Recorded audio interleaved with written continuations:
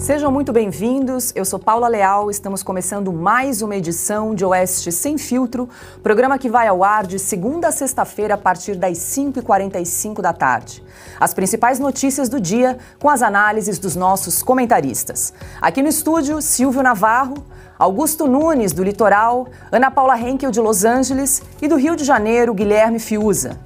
E em razão de uma nova punição no YouTube hoje, não poderemos mais transmitir o Oeste Sem Filtro e demais programas da casa no canal da Oeste pelos próximos 15 dias.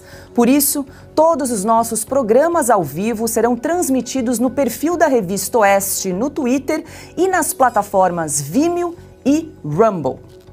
Hoje, segunda-feira, 9 de janeiro de 2023, confira os destaques desta edição. A invasão dos prédios dos três poderes em Brasília. Centenas de manifestantes são presos e acampamentos desmontados pelo país. A Advocacia Geral da União pede ao STF prisão do ex-secretário de Segurança Pública do Distrito Federal.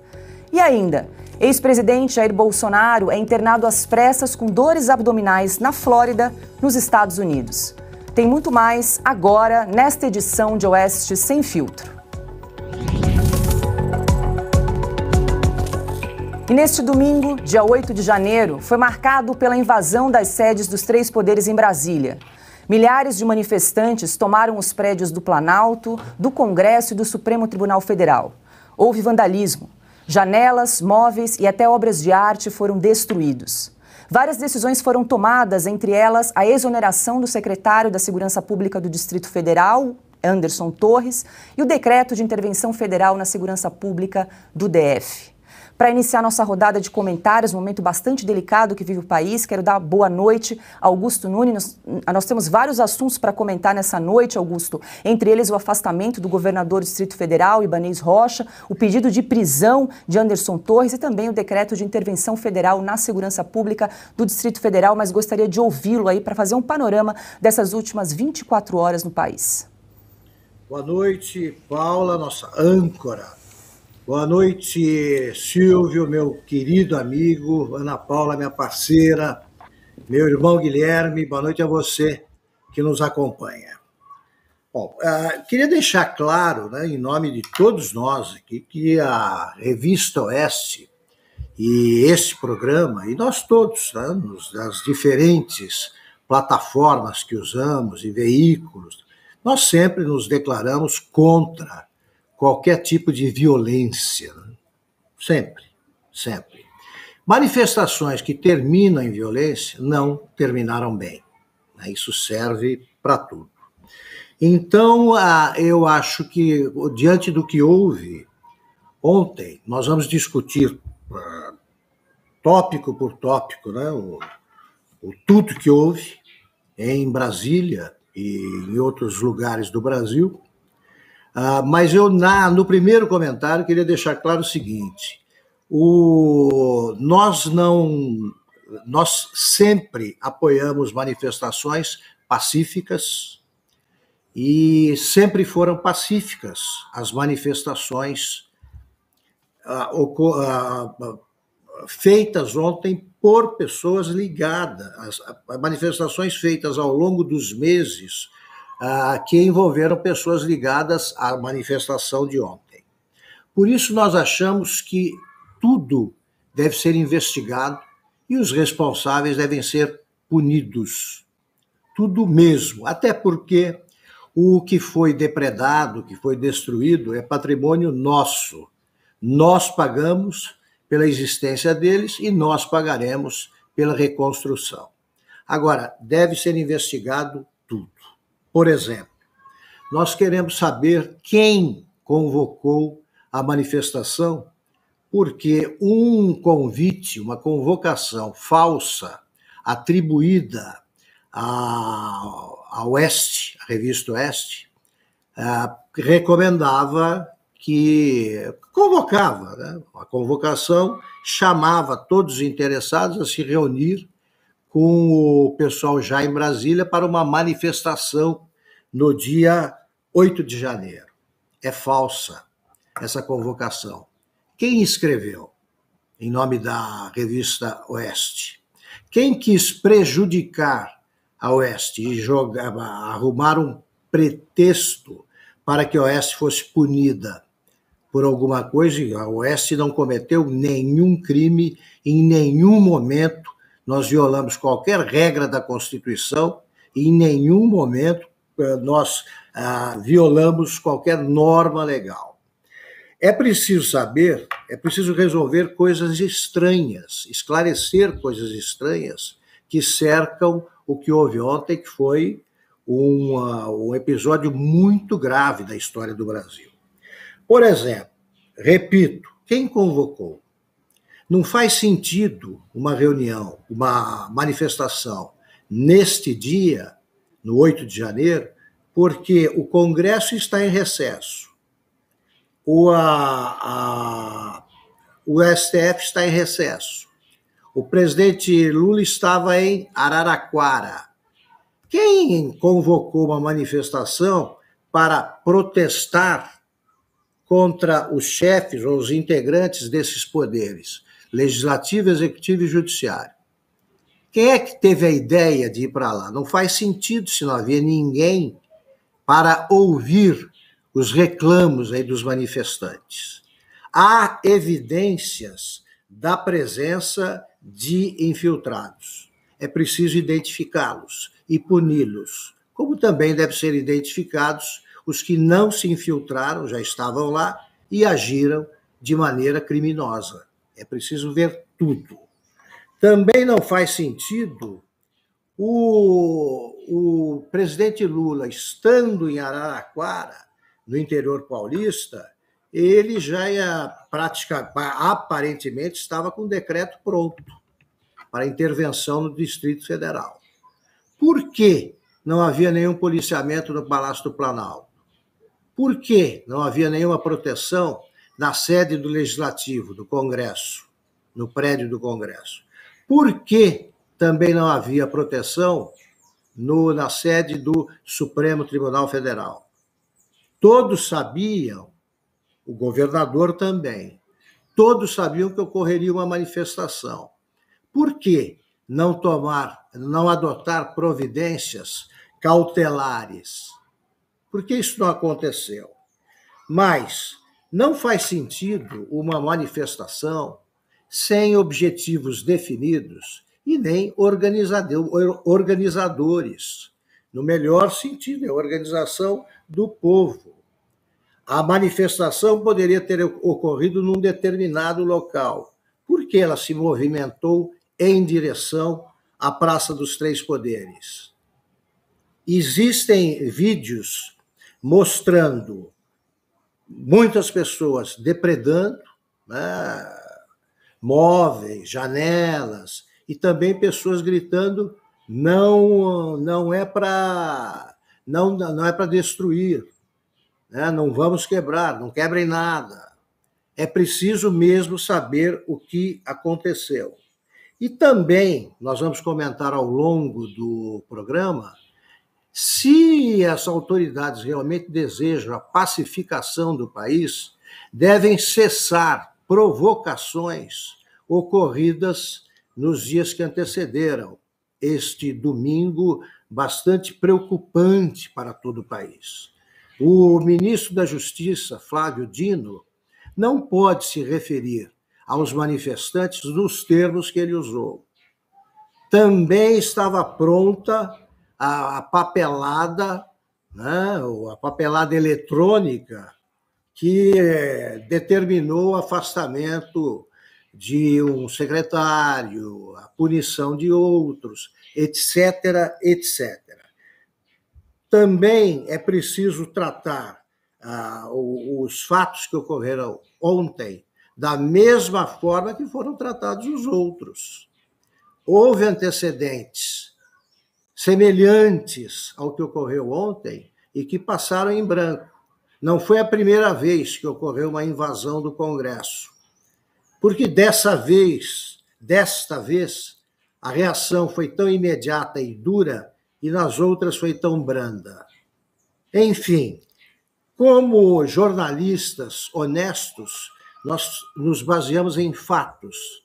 Queremos saber o que aconteceu. Não é pedir muito.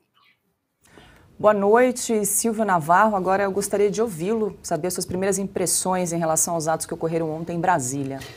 Boa noite, Paula. Boa noite aí aos queridos companheiros de bancada, Ana Paula Henkel, Guilherme Fiuso e mestre Augusto Nunes. E, sobretudo, boa noite a você que nos assiste hoje em plataformas alternativas depois dessa punição, mais uma punição imposta pelo YouTube. Veja, vou ser breve, Paula, porque eu acho que o Augusto já fez aí uma grande explanação e apenas para reforçar alguns pontos. Depredação e violência nunca termina bem. E nós, até por coerência, pela nossa trajetória, para quem conhece o nosso trabalho profissional, sabe que não cabe mas nessa frase. Não cabe nenhuma conjunção adversativa, porque sempre que o MST, que o MTST, que os Black Blocs, que outros vândalos e baderneiros entraram em ação, nós cobramos punições exemplares a eles. O Brasil já participou, já viu impeachment de 2 presidentes da República e não foi preciso quebrar nenhuma vidraça para que isso acontecesse. Portanto, reforço as palavras do Augusto de que somos contra qualquer tipo de depredação de patrimônio público ou privado e contra qualquer tipo de violência. Eu me recordo em 2006, quando o MST, uma franja do MST, invadiu a Câmara dos Deputados. E eu não li essa notícia. Eu estava dentro da Câmara dos Deputados, quando um senhor chamado Bruno Maranhão, que liderava esse grupo, depredou a Câmara dos Deputados, arrebentou a Câmara dos Deputados. E eu me recordo também que o chefe da segurança da Câmara, o senhor Normando Fernandes, naquela época teve de ser hospitalizado com afundamento de crânio por conta de uma pedrada. O auxiliar dele foi arremessado de uma altura de 3 metros na escada rolante, no anexo 4, arremessado pelos manifestantes. E nós condenamos essa atitude do MST. Em 2013, durante os protestos que marcaram aquele ano, começaram em junho, nós condenamos a ação dos Black Blocs que destruíram o Teatro Municipal no centro de São Paulo, que depredaram a Prefeitura de São Paulo, o metrô, a Avenida Paulista, concessionárias de carros, agências bancárias. Nós condenamos. Em 2017, quando atearam fogo em ministérios, na esplanada dos ministérios, nós condenamos. Nós não vamos mudar de lado porque é a camisa do Brasil, a camisa vermelha ou qualquer outra bandeira. Nós não coadunamos com violência e com depredação. É só isso, Paulo. Só reforçando que, em razão da punição que nós recebemos do YouTube, o nosso programa, a partir de hoje, pelos próximos 15 dias, será transmitido pela plataforma, pelo Twitter e por plataformas alternativas como Vimeo.com e também Rumble. Vou pedir para a produção exibir aqui os canais e os links para as pessoas poderem acompanhar o nosso programa tanto pela plataforma do Twitter quanto pelo Rumble e também pelo Vimeo.com. E a gente pede a você, nossa audiência que nos acompanha todos os dias, para compartilhar esse link com outras pessoas, amigos, familiares. Muita gente tá falando aqui no chat do YouTube que não está conseguindo nos acompanhar, então a gente precisa que essa mensagem chegue a mais pessoas, a gente precisa repercutir e compartilhar que, então, a partir de hoje, pelos próximos 15 dias, o programa Oeste Sem Filtro e todos os demais programas aqui da casa, da Revista Oeste, serão transmitidos, então, pelo Twitter e pelo Vimeo.com e também pela plataforma Rumble. Por favor, compartilhem essa informação com colegas e familiares. E lembrando outra coisa, pessoal, a gente recebeu uma punição da plataforma do YouTube, mas o site revistaoeste.com continua funcionando normalmente, é só entrar www.revistaoeste.com. Lá você consegue acessar todas as notícias e também, claro, a nossa revista digital, que é exclusiva para assinantes. Você consegue fazer assinatura normalmente, você que já é assinante da Revista Oeste, consegue acessar todos os textos normalmente. Então a punição ocorreu aqui no canal da Revista Oeste no YouTube. Bom, agora 18 horas em ponto, quero dar boa noite a Ana Paula Henkel e adicionar mais uma informação, enfim, a tudo que tem acontecido aí desde ontem, né, para a gente recapitular alguns fatos que ocorreram na tarde de ontem em Brasília, porque o governador Ibanez Rocha divulgou nas redes sociais um vídeo com pedido de desculpas. Vamos ver um trechinho. Quero me dirigir aqui, primeiramente, ao presidente Luiz Inácio Lula da Silva, para pedir desculpas pelo que aconteceu hoje na nossa cidade, a presidente do Supremo Tribunal Federal, ao meu querido amigo Arthur Lira, ao meu amigo Rodrigo Pacheco. Todos sabem da minha origem democrática, todos sabem do meu trabalho junto à Ordem dos Advogados, na defesa da democracia do nosso país. E o que aconteceu hoje na nossa cidade foi simplesmente inaceitável. Nós viemos monitorando desde a tarde de ontem, juntamente com o ministro Flávio Dino, todos esses movimentos que estavam chegando ao Distrito Federal. Conversamos de ontem para hoje por várias vezes e não acreditávamos em momento nenhum que essas manifestações tomariam as proporções que tomaram. O pedido de desculpas veio depois de uma entrevista coletiva concedida por Lula em Araraquara, no interior de São Paulo.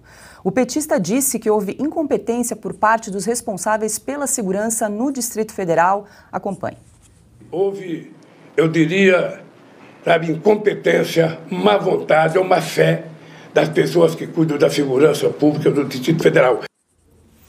Ana Paula Henke, eu também gostaria de te ouvir as primeiras impressões a respeito dos atos que ocorreram em Brasília, também da fala de Lula e do governador agora afastado, Ibanez Rocha.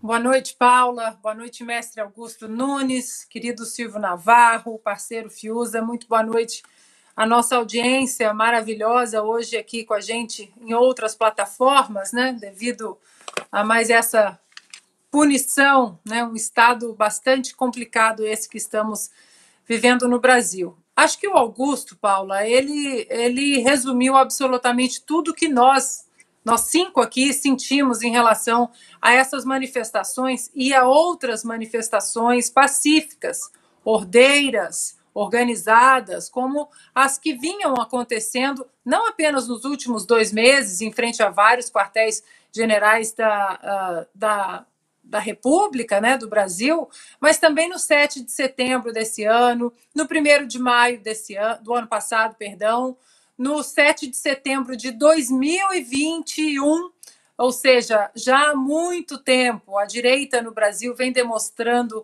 civilidade, pedindo ordenamento jurídico, respeito à nossa Constituição, pedindo respeito às nossas instituições. E claro que, de repente, da noite para o dia, uma manifestação violenta dessa acontecer, levanta muitas perguntas, sim. Primeiro, eu quero dar boas-vindas à esquerda, que agora está condenando manifestações violentas, porque aqui nós vamos condenar de qualquer lado. Com infiltrado ou sem infiltrado, nós vamos condenar qualquer manifestação violenta. Então, muito bem-vinda à esquerda do Brasil, que fechou os olhos durante muito tempo para as manifestações violentíssimas do MTST, como o Silvio muito bem colocou, do MST e tantas outras, os Black Blocs, o próprio Boulos. Nós temos vídeos aí na internet do Boulos rodando, dizendo que, olha, o que estão algumas vidraças quebradas na Fiesp, defendendo a invasão de propriedade privada, os danos a patrimônio público. Aqui não, aqui continuaremos defendendo a letra fria das leis contra qualquer manifestação violenta de qualquer espectro político ideológico. Agora, eu sei que vamos falar bastante sobre essas manifestações e muitas perguntas que foram levantadas com razão durante todo o dia de ontem. Foi uma barbárie, uma barbárie. E essa entrevista do governador levanta um questionamento importantíssimo. Se já havia serviços de inteligência mostrando movimentos chegando em Brasília, e nós não estamos falando de uma passeata pequena, nós estamos falando de milhares e milhares de pessoas. Qual foi o policiamento estratégico? Porque as imagens não mostram um policiamento ostensivo e importante para o tamanho da manifestação que estava chegando em Brasília. Então, todos esses questionamentos, eles também precisam ser levantados, e a população de bem, que até foi a Brasília de maneira ordeira e pacífica, Essa também, eu tenho certeza que essas pessoas, elas querem que os baderneiros, os vândalos, eles sejam identificados e punidos ao rigor da lei. Dar as boas-vindas a Guilherme Fiuza, mas antes quero adicionar mais uma informação aqui aos comentários e análises, porque ontem Lula assinou um decreto de intervenção federal na segurança pública do Distrito Federal até 31 de janeiro. Ele nomeou Ricardo Garcia Capelli, secretário executivo do Ministério da Justiça, para ser o interventor. Mesmo se tratando de um decreto assinado pelo próprio presidente da República, a Constituição Federal estabelece que cabe ao Congresso Nacional aprovar o estado de intervenção federal. Fiuza, ainda ontem o presidente do Senado, Rodrigo Pacheco, convocou o Congresso para analisar o decreto assinado por Lula. Pedi até para a produção exibir o print desse documento que foi emitido por Rodrigo Pacheco, presidente do Congresso, ontem. Está aí esse ato convocatório, então assinado pelo presidente do Senado, Rodrigo Pacheco, na tarde de ontem, domingo. Muito boa noite, Guilherme Fiuza. Boa noite, Paula Leal, mestre Augusto Nunes, Ana Paula Henkel, parceira, craque Silvio Navarro, e boa noite, boa tarde aqui ainda no Rio de Janeiro para todos os que estão nos acompanhando nas plataformas que nós podemos usar. Então, para começar, Paula, como nós somos contra a violência, como nós sempre expressamos isso, não apenas no programa Oeste Sem Filtro, não apenas na revista Oeste, mas nas nossas carreiras, né? Nós temos aqui o decano, o mestre Augusto Nunes. Então, quem quiser fechar os olhos para uma biografia, pode fechar se quiser, mas não estará sendo honesto. E como nós somos contra a violência, eu começo falando sobre essa punição do YouTube, que eu nem consigo chamar de punição, porque punição você tem que saber por que você está sendo punido. Conteúdo nocivo, isso, senhores responsáveis pelo YouTube, isso não é punição. Punição sem critério, isso não é punição. Então começa daí. Nós queremos saber os critérios, nós queremos saber quais são as regras, e eu estou falando isso, infelizmente constatando, que parece não haver o desejo de colocar clareza de critérios. Parece haver o desejo de ter um instrumento de supressão simplesmente nas mãos. Não é isso? Então expliquem. Existe o departamento jurídico da revista Oeste. Só gente honesta, só gente competente, só gente respeitosa. Vocês são os democratas? Ora, venham explicar. Venham, nós somos parceiros importantes da plataforma. Venham explicar quais são os critérios na mesa. Quem quer falar de democracia tem que praticar a democracia. Então, esse é o primeiro ponto, porque essas manifestações de ontem, elas têm um desfecho estranho, obviamente estranho. Nós vimos pessoas protestando há muito tempo contra a forma como se deu a eleição no Brasil. Elas têm esse direito, não importa o que se deu na eleição. O direito à controvérsia, o direito à dúvida, o direito a expressar uma vontade popular é sagrado e constitucional. Isso foi o que nós sempre observamos aqui. Mas, aí, voltando para os subsídios dessa situação estranha, na qual nós estamos chegando hoje, inclusive sem poder transmitir no YouTube. Estas nossas palavras, estas nossas posturas têm sido distorcidas. E, a partir da distorção, se tem o pretexto para o cerceamento. Eu não quero trazer para o meu caso pessoal, mas eu estou com todas as minhas redes sociais, inclusive nem pude divulgar a nossa exibição do programa em outra plataforma hoje, porque eu não tenho nenhuma rede social acessível neste momento. Estão todas bloqueadas, diz-se, por uma ordem judicial. Eu digo diz-se porque eu não sei. O meu advogado não sabe. A única coisa que eu vi foi uma matéria no G1 dizendo que a TV Globo apurou que foi uma decisão do ministro Alexandre de Moraes. Eu já fiz o apelo à TV Globo. Qual é a sua fonte, TV Globo? Estão todos falando de democracia? Estão todos falando de paz? Estão todos falando de ordem? Estão todos falando de critério, de respeito às leis? Então apareçam. Apareçam com a explicação da punição, senão, senhoras e senhores, isso se chama perseguição. E aí vocês vão ter que assumir que estão perseguindo. Se isso não for punição com critério, vocês vão ter que assumir que estão perseguindo. Esses nomes, aí voltando à questão da manifestação, esta depredação que aconteceu em instalações dos três poderes, ela não onde deságua os últimos 4 anos. Isso é falso. Não foram 4 anos de militância violenta, pelo menos aquela associada aos que defenderam a agenda eleita em 2018, com a eleição do Bolsonaro. Muitas dessas manifestações de rua, de 7 de setembro, etc., tinham como pauta a liberdade contra abusos cometidos por autoridades brasileiras que não as do Poder Executivo. Foi assim que a população entendeu. E ela pedia por liberdade e contra os abusos, por exemplo, do judiciário. Isso sempre foi feito em paz. Isso sempre foi feito em ordem.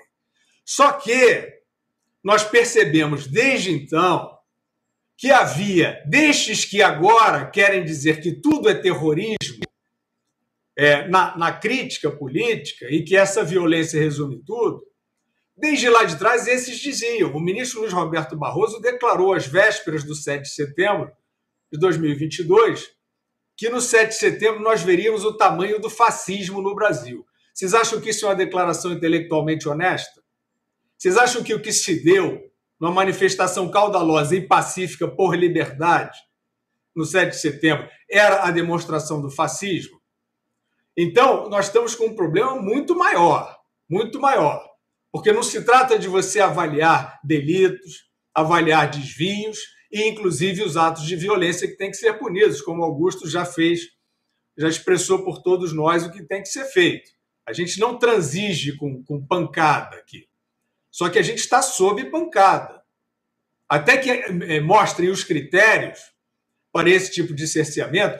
Eu, por exemplo, tive uma matéria no Globo alguns dias antes desse bloqueio, que eu não sei ainda que bloqueio usando adjetivos levianos sobre a minha pessoa, enfiados numa matéria sobre rifa de manifestações nos quartéis.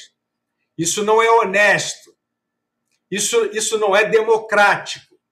Então, é claro, o Globo me conhece muito bem, conhece a minha obra, conhece a minha crítica a vários governos, conhece, enfim, a minha carreira. E resolveu fazer aquele reducionismo, incitação a golpe, chamada ao tumulto. Quem é que está chamando ao tumulto? Quem é que está chamando ao tumulto? Quem diz que vai ver a cara do fascismo diante de uma população que se manifesta democraticamente? Isso seria mais, eu acho, que uma cara de chamado ao tumulto, só que o tumulto não veio, não atendeu ao chamado. E eu tenho feito, assim como todos nós aqui, tenho feito observações sobre isso. As pessoas se manifestam de forma legítima, por liberdade e contra abusos, e têm sido tratadas já com esses adjetivos. Golpistas, incitadoras de tumulto, antidemocráticas, etc. Então, é claro que a avaliação real deste 8 de janeiro em Brasília está prejudicada por essas sementes venenosas colocadas anteriormente. Então é o seguinte, é inatacável o processo eleitoral. Não é questão de atacar o processo eleitoral, ele está blindado contra controvérsias. Isso não é democrático. O presidente Lula, com todo o seu passado, nós estamos chegando num ponto que não se pode discutir o passado recentíssimo do presidente Lula. Não se pode nem ter essa controvérsia, que já se chama de antidemocráticos. Então, desta maneira, com esse tipo de opressão fantasiada de defesa da democracia, a população está sendo maltratada, a população está sendo cerceada. Nós aqui jamais dissemos que ela deveria reagir de forma violenta, indo às vias de fato. Jamais dissemos. O que nós dissemos sempre aqui foi o seguinte: parem de abusar, respeitem a população, porque chega um momento que a insistência no autoritarismo leva à perda do controle. O que nós nunca queremos, eu pessoalmente disse várias vezes, a perda do controle, a conflagração é uma situação em que todos perdem. Podem ver nos arquivos aí das minhas falas. Todos perdem. Nós perdemos, todos perdemos. Então, a instituição, os representantes investidos na democracia, no Estado brasileiro, servidores, precisam fazer a sua parte. Precisam cessar as tentações autoritárias. E não é isso que nós estamos vendo. Então, evidentemente que eu fecho o comentário dizendo o seguinte: esta população está se manifestando há muito tempo, já, na verdade, há vários anos, contra abusos de forma pacífica. E, de repente, aparece um quebra-quebra com cenas flagrantes. Eu quero ver a perícia e as respostas aí, mas um carro de polícia caindo sozinho dentro de um lago. Aí ele foi empurrado. O vídeo não aparece esse empurrão. Tudo bem, eu não sei, eu não estava lá, isso tudo tem que ser periciado e investigado. Evidentemente, nós queremos a investigação de tudo. Agora, ficou estranho realmente uma explosão de violência dessa maneira. Eu não sei se partiu só dos infiltrados, a gente aqui não tem compromisso com verdade pré-estabelecida. Se quiserem demonstrar, conseguirem demonstrar que pessoas que estavam pacificamente no acampamento fizeram atos violentos, a gente lamenta. A gente lamenta e essas pessoas terão que ser processadas e punidas. Processadas e punidas. Não é punição ao arrepio da lei. Mas, fechando, de fato é o seguinte: o país não pode transigir com esse direito que se faz na retórica, com essa tentativa de estigmatizar todo mundo, inclusive a nós aqui, como antidemocráticos. Isso não é correto. Estão todos percebendo isso. E quem percebe isso precisa se manifestar, porque está ficando fácil, nós vamos falar ao longo do programa, está ficando fácil você dizer que é antidemocrático, que é desinformante, que é onda de ódio, milícia disso, milícia daquilo, e imputar isso às pessoas que não estão fazendo isso. Vamos chamar a clareza, vamos chamar o equilíbrio, que será melhor para todos. Todos ganharão com isso.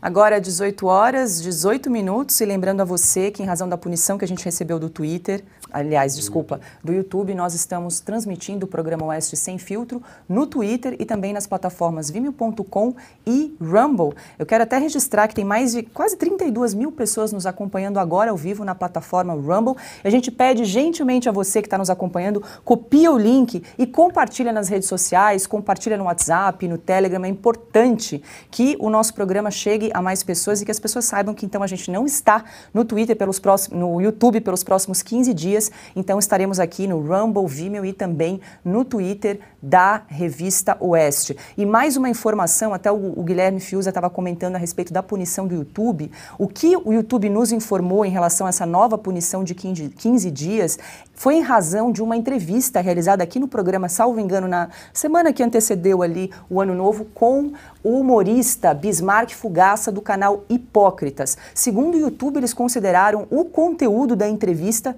violento. E em razão disso, houve a punição de 15 dias. Bom, agora a gente segue com mais informações aqui no programa Oeste Sem Filtro, porque nesta segunda-feira, o ministro do STF, Alexandre de Moraes, afastou o governador do Distrito Federal, Ibanez Rocha, por 90 dias, em virtude das manifestações em Brasília. Segundo Moraes, os protestos tiveram a anuência de Rocha. A decisão do ministro ocorreu no âmbito de um pedido do senador Randolfo Rodrigues de inserir Ibanez Rocha no inquérito dos supostos atos antidemocráticos. Moraes disse que o afastamento do governador se justifica diante do cometimento dos seguintes crimes: atos preparatórios de terrorismo, associação criminosa, dano, abolição violenta do Estado Democrático de Direito e golpe de Estado. Com a ordem emitida na madrugada de hoje, a vice de Ibanez Rocha, Celina Leão, assume o governo interinamente. Agora, Silvio Navarro, vamos relembrar aqui os últimos acontecimentos, né? Lula assinou um decreto de intervenção federal na segurança pública do Distrito Federal. Minha pergunta, já não seria suficiente, diante do que aconteceu aí nas últimas 24 horas, qual a necessidade de afastar um governador eleito, lembrando com mais de 830 mil votos? Veja, Paula, antes de mais nada, comentar em relação à punição do YouTube, com base na informação que você passou, nós, portanto, fomos censurados, punidos por praticar jornalismo. Nós entrevistamos uma pessoa que teve uma ordem de prisão contra ele, esse humorista, está fora do Brasil, nós praticamos jornalismo. Nós entrevistamos ele e fomos punidos por isso. Talvez, se a gente fizesse meteorologia aqui, falasse das nuvens de Brasília, não seríamos punidos. Em relação ao governador Ibanez Rocha, não tem nenhuma previsão legal essa decisão do ministro Alexandre de Moraes. Em primeiro lugar, foi um pedido do senador Randolfo Rodrigues, um senador da República bastante conhecido por judicializar tudo e o tempo inteiro, bateu a porta do ministro Alexandre de Moraes mais uma vez e pediu o afastamento do governador. Não é papel dele, isso é papel do Ministério Público, que deve oferecer uma denúncia fundamentada. Não aconteceu, o Ministério Público não participou desse processo. Número 2, não cabe ao STF afastar governador de estado ou do Distrito Federal. Isso é um papel do STJ, do Superior Tribunal de Justiça. Não é papel do STF. E continuo. Pela via política, talvez seria papel da Assembleia Legislativa, no caso do Distrito Federal, da Câmara Distrital tomar a decisão. Portanto, está tudo errado, não tem nenhuma previsão legal isso que aconteceu. Isso que a gente está assistindo talvez seja inédito e vai para as páginas mais tristes da nossa história política. Não há mais limites legais no Brasil. O ministro Alexandre de Moraes não poderia ter tomado a decisão que tomou. Simples assim. Ana Paula Henkel, sua análise em relação ao afastamento do governador Ibanez Rocha por ordem do ministro Alexandre de Moraes. Lembrando que esse afastamento é por 90 dias inicialmente. Daqui a pouco nós vamos entrevistar, né, um advogado e tudo começa lá atrás, né? São tantas inconstitucionalidades que fica difícil a gente até enumerá-las de uma maneira cronologicamente dizendo, né? Mas a própria condenação, a manutenção da prisão do deputado Daniel Silveira pela Câmara também já foi uma tentativa de consertar uma inconstitucionalidade, ou seja, é uma inconstitucionalidade em cima de outra e dois erros não fazem um acerto, né? A questão que fica, e dentro do próprio contexto aqui da punição do YouTube, é o que pode ser dito, o que não pode ser dito, porque o que nós estamos vendo no Brasil, e não é de hoje, já tem aí 2, 3 anos, eu acredito que até em 2019 nós já estávamos vendo, não de uma maneira tão clara como agora, mas já estava acontecendo, essa interferência de outros poderes, do judiciário em outros poderes, mas não apenas a interferência do judiciário em outros poderes, a interferência do judiciário no ordenamento jurídico, que é o que traz uma estabilidade na República, a interferência do judiciário na nossa própria Constituição. Hoje, se nós vemos uma ação que nós pensamos, olha, eu acho que isso é inconstitucional, não adianta irmos na Constituição, porque a própria Constituição não é respeitada pelo Supremo Tribunal Federal. Então, a quem vamos recorrer? É uma pergunta que daqui a pouco eu quero fazer ao nosso entrevistado. Bom, e para comentar esses e outros assuntos, é hora de entrevista aqui no programa Oeste Sem Filtro.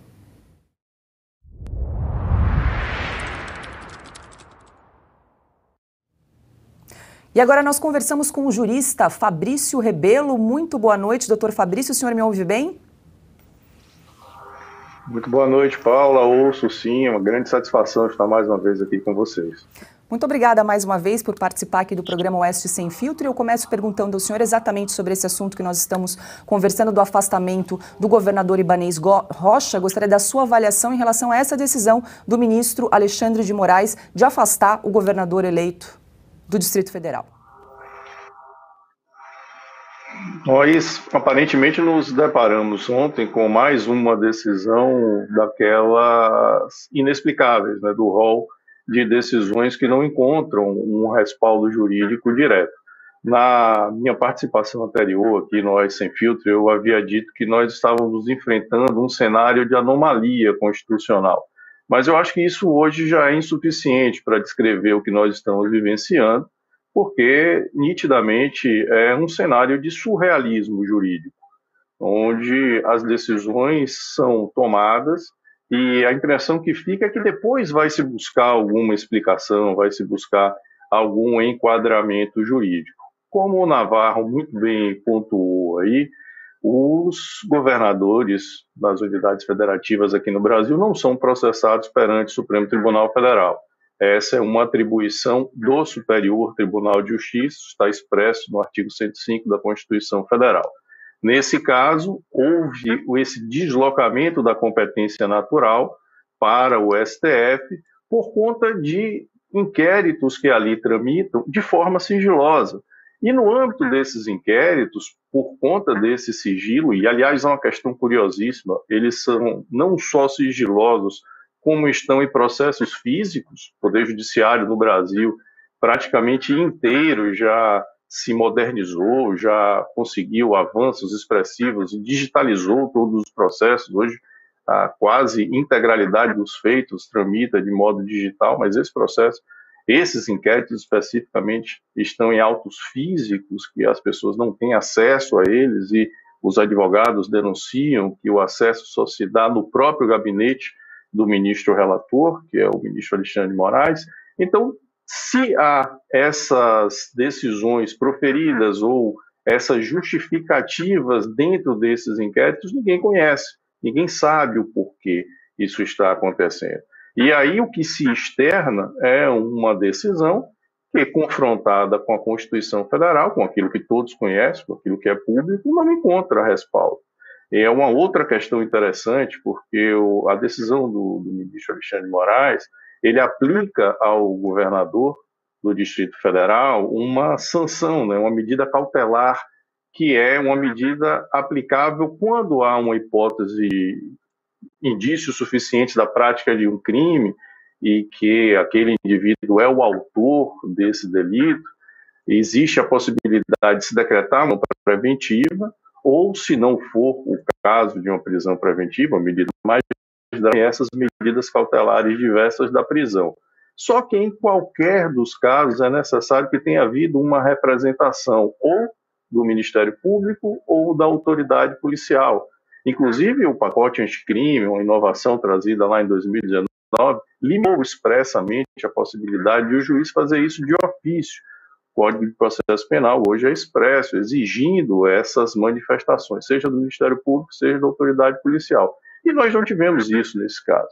Ao ler a decisão, nós vemos que se trata de uma solicitação da AGU, que não é parte no processo, é órgão de representação da União, e de um senador da República, o senador Randolfo Rodrigues. Nenhum dos dois teria legitimidade para proferir, para requerer isso, para manifestar esse pedido. O que faz da decisão do ministro uma decisão de ofício, né? Desde quando as partes que intervieram no processo não teriam essa atribuição, a decisão dele se torna decisão de ofício, que é vedada por nossa legislação penal. A pergunta agora é de Ana Paula Henkel. Boa noite, doutor Fabrício. Mais uma vez um prazer tê-lo aqui conosco. Tempos difíceis, né? Principalmente se para o cidadão comum já é complicado, para vocês, então, advogados, juristas, professores de direito, então, o que ensinar aos seus alunos? Doutor, eu gostaria de ler um tweet do senhor aqui de mais ou menos 6 horas atrás. O senhor disse o seguinte: sendo bastante franco, não adianta mais se apegar a estratégias jurídicas para alguma coisa. Posso explicar alguns pontos, mostrar o que a Constituição e as leis estabelecem, mas não existe qualquer garantia de que sejam observadas no surreal freestyle jurídico nacional. E é exatamente, acho que esse tweet, doutor, ele resume o que o brasileiro está sentindo. E qual é a nossa saída, doutor Fabrício, diante de tantas inconstitucionalidades e de uma certa anuência, até silêncio por parte dos senadores que lá detêm a única ferramenta constitucional para travar esse tipo de inconstitucionalidade por parte de ministros do STF? Muito boa noite, Ana. Para mim é sempre uma satisfação estar aqui participando com vocês. E, de fato, é um cenário bastante complexo e preocupante, né? É, mais uma vez, uma daquelas situações em que nós nos vemos buscando uma saída jurídica sem encontrar.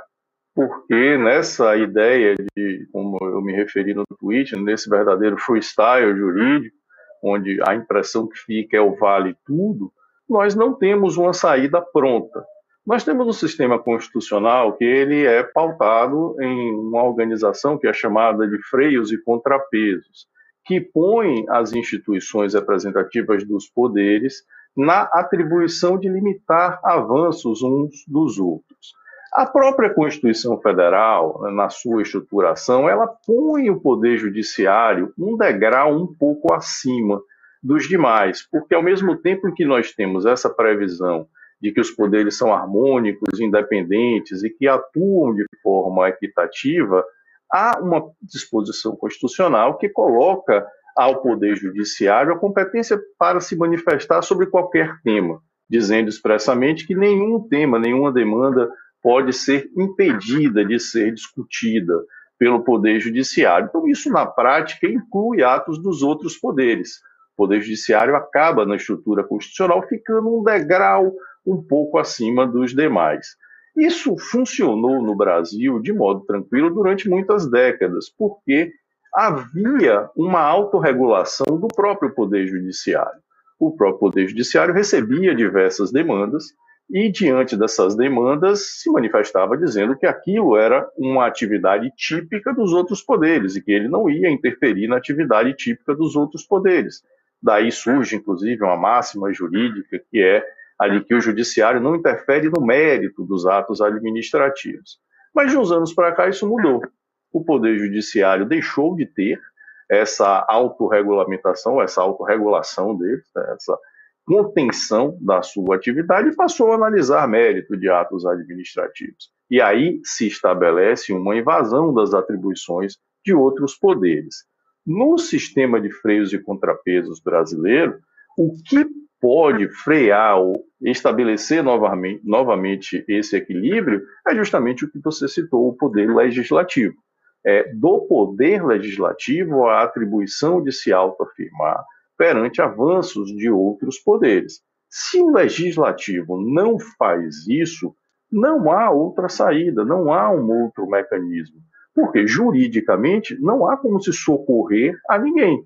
Qualquer recurso jurídico vai desaguar justamente no poder que tem-se essa leitura de extrapolação das suas atividades. E é o que nós estamos vendo na prática. Nós vemos que recursos que saem propostos a partir de decisões judiciais, eles vão ser analisados pelo próprio Supremo Tribunal Federal, que hoje tem uma ampla maioria para aprovar esse tipo de decisão.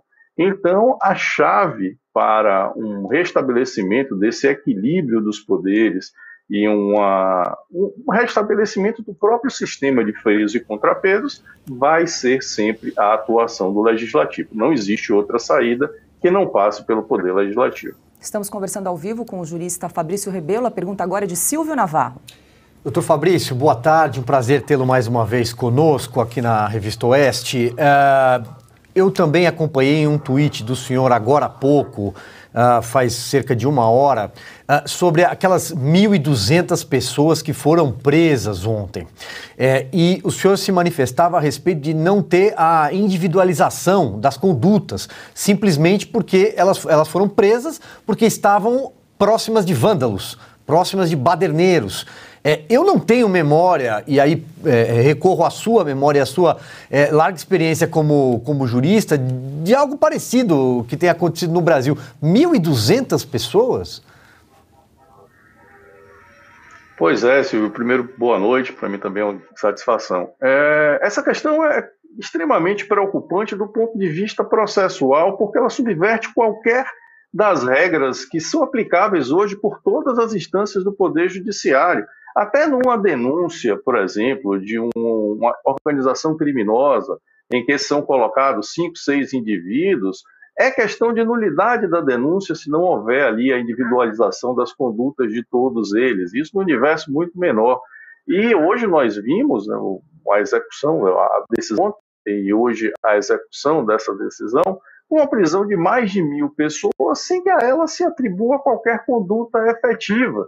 Se lançou uma narrativa de que os acampamentos eram celeiros, incubadoras de terroristas, e por conta disso estão todos presos, porque a lei de terrorismo prevê, né, a possibilidade, permite que atos preparatórios sejam punidos. É uma das poucas exceções na legislação brasileira. Só que há um detalhe que parece que não tem sido observado nessa questão, que é o de que a lei antiterror aqui no Brasil não tem aplicação, mas sequer mínima, a esse caso. As hipóteses de aplicação da lei antiterror não incluem atos políticos.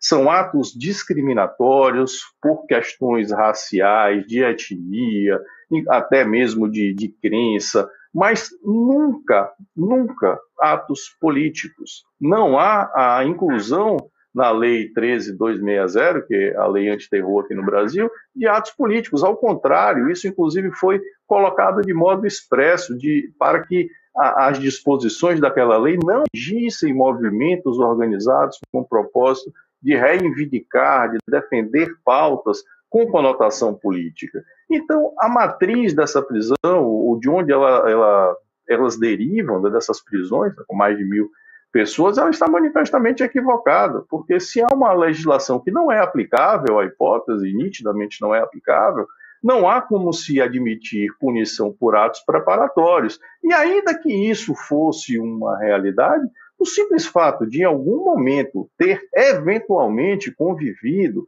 com indivíduos que vão praticar delitos, não autoriza a punição de ninguém. Como eu disse, nós temos um princípio penal que é o da intranscendência das penas. A pena se limita à pessoa de quem pratica ou concorre para a prática do ato, participa do ato. Se não há essa participação, não pode existir punição. E nós temos tempo para mais uma última pergunta agora de Guilherme Fiuza.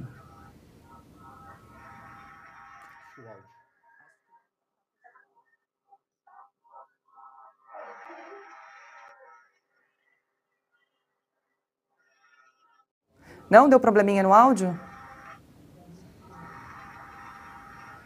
A gente está com probleminha no áudio do Fiuza. Eu acho que deve estar fechado o áudio dele. Fiuza, você consegue abrir o áudio por aí? Não, está com probleminha.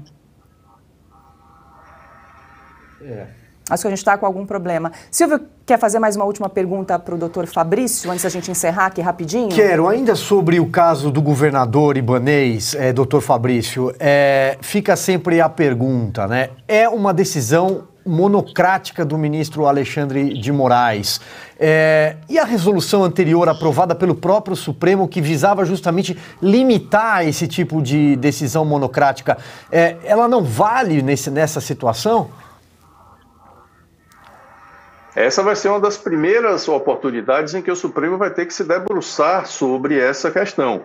Nós não temos agora a possibilidade dessa discussão porque a Suprema Corte está em recesso, nas férias forenses que se estabelecem no mês de janeiro. Então, não existe a possibilidade agora de uma decisão colegiada a respeito desse tema, e daí a possibilidade excepcional de que, processualmente, pelo menos, essa decisão tenha sido tomada de modo monocrático pelo ministro Alexandre de Moraes. Então, assim que houver o retorno das atividades forenses regulares, isso no mês de fevereiro, no âmbito do Supremo Tribunal Federal, as justiças de primeiro grau e segundo grau, elas retornam agora, no dia de hoje, no primeiro dia de retorno do recesso, mas o Supremo Tribunal Federal está em férias em janeiro. Assim que ele retornar, essa vai ser uma das primeiras questões a serem enfrentadas, inclusive para se dar cumprimento à nova resolução que foi aprovada na Suprema Corte, que não permite que perdurem decisões proferidas monocraticamente por seus ministros. Agora, 18 horas 40 minutos, nós conversamos ao vivo com o jurista Fabrício Rebelo. Muito obrigada mais uma vez pela sua participação aqui no programa. Até uma próxima. Eu que agradeço a oportunidade, Paula, sempre uma satisfação e fico à disposição.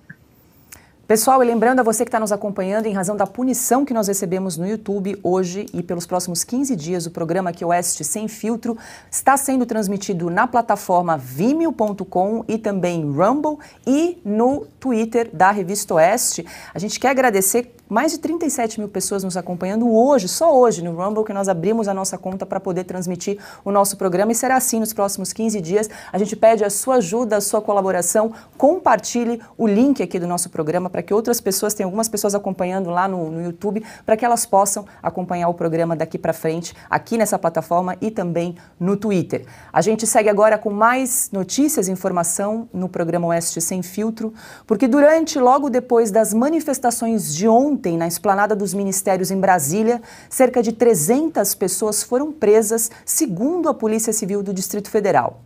Hoje, a polícia desmontou um acampamento em frente ao quartel-general de Brasília e prendeu 1.200 pessoas. Elas foram levadas para o ginásio da Academia Nacional de Polícia da Polícia Federal. Ana Paula Henkel, não vai ser fácil identificar os culpados, e é importante a gente salientar que é preciso individualizar condutas. Isso é muito importante. A gente precisa identificar os culpados, porque a maioria das pessoas que estavam lá ontem não eram vândalos. Pois é, Paula, é tudo muito estranho, né? Como o Augusto foi perfeito no seu comentário inicial, na abertura do programa, há muitas perguntas sobre isso.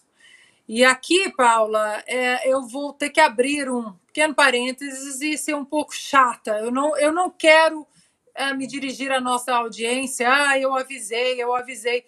Nada disso. Aqui nós trabalhamos em conjunto com a nossa audiência, a gente tenta traçar paralelos da política americana com a política brasileira. Há muitas diferenças, a política americana não é igual à política brasileira, no entanto, os cenários são tão parecidos, Paula. A própria esquerda americana, que hoje é uma esquerda radical, muito mais alinhada ao PT e ao PSOL do que ao PSDB, que era os antigos democratas aqui de Bill Clinton, eles eram social-democratas, né? Sociais-democratas. E hoje nós temos uma esquerda radical aqui nos Estados Unidos. E nós, ao longo dos últimos 5 anos, por exemplo, desde a eleição de Donald Trump em 2016, nós temos visto muitas coisas no Brasil sendo copiadas com um certo atraso da cartilha dessa esquerda radical, da extrema esquerda, porque no debate parece que só tem extrema direita, não tem extrema esquerda, né? Mas tem. E é essa que existe aqui hoje, dentro do Partido Democrata, e hoje no Brasil, PT, PSOL e partidos satélites. Muita coisa foi copiada, desde das manifestações violentas em 2020, com a morte do George Floyd, cidades todas sendo tomadas aí por uma turba violenta que não queria saber de papo, não queria saber de discussão política nenhuma, queriam demonizar as forças policiais e pronto. Claro que havia uma agenda de derrubar o presidente, então o presidente Donald Trump, naquela eleição de 2020, novembro de 2020, e depois veio o 6 de janeiro, e desde o 6 de janeiro de 2021, na invasão do Capitólio, eu vou fazer invasão assim, Paula, porque existe um documentário, vou até pedir a nossa produção para colocar aí na tela, existe um documentário feito ano passado, muito interessante, que se chama Patriot Purge, que mostra o outro lado da invasão do Capitólio. Tá aí, ó, Patriot Purge. É um documentário feito e conduzido pelo Tucker Carlson, que hoje tem o show político, né, o programa político de maior audiência da TV a cabo dos Estados Unidos, e mostra exatamente tudo o que aconteceu naquele fatídico 6 de janeiro e como o Capitólio foi usado e é usado até hoje para alimentar a narrativa de invasão, de fascistas, de baderneiros, mostra infiltrados, mostra uma certa leniência das forças policiais. Eu estava lendo aqui, por exemplo, na Folha de São Paulo, a ABIN avisou sobre risco de violência na véspera de ataques em Brasília. Se a ABIN avisou, por que nós não tivemos o policiamento à altura de um aviso da ABIN?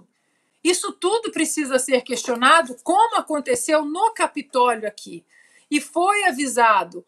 O Capitólio estão loucos para que arrumem um Capitólio no Brasil, um Capitólio tupiniquim, para emplacar a narrativa de violentos, de antidemocráticos, de fascistas. E as imagens de ontem, infelizmente, Paula, elas vão rodar o mundo com essa narrativa.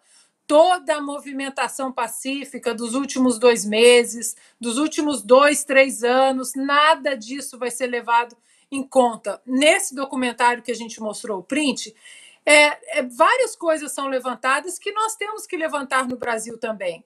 Por que não foi disponibilizado todo o material das câmeras de segurança ali em volta do Capitólio? Isso não foi disponibilizado. Alguns policiais não foram entrevistados. Algumas portas do Capitólio elas foram abertas de maneira voluntária pelos policiais. Ontem, alguns policiais abriram. O que aconteceu? Nós precisamos ter acesso a isso tudo, porque aqui nós condenamos a violência e nós queremos punir os culpados de qualquer lado que eles estejam.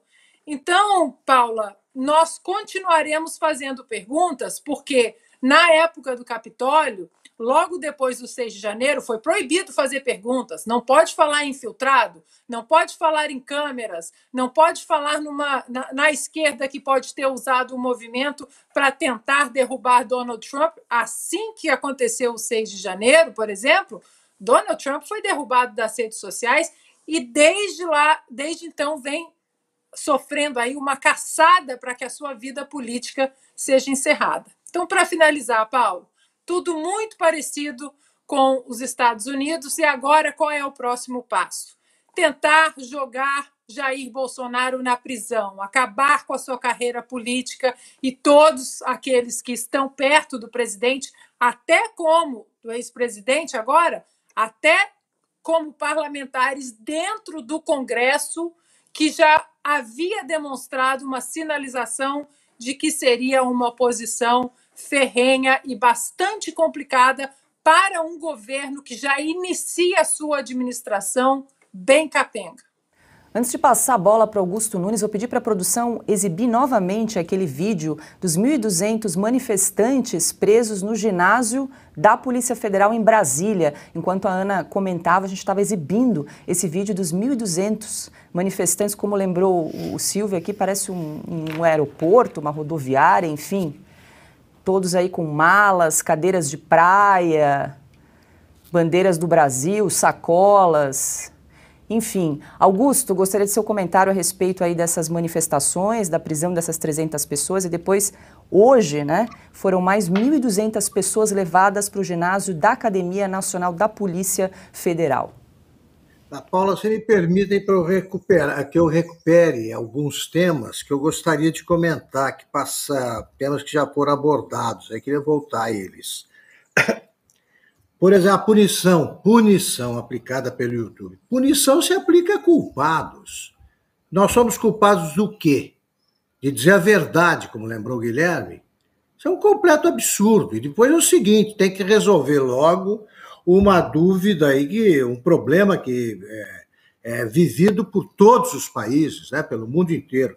O YouTube é um veículo de comunicação, que o veículo de comunicação decide o que publica ou não. Mas aí tem que remunerar quem produz. Nós, jornalistas, por exemplo, eles pagam alguma coisa para transmitir? Não, eles decidem, né? Vamos monetizar aqui desmonetiza. Agora, isso aí só pode fazer quem é patrão, quem é o dono. Eles são? Se não são, eles têm que se limitar a retransmitir os conteúdos que recebem, ponto final.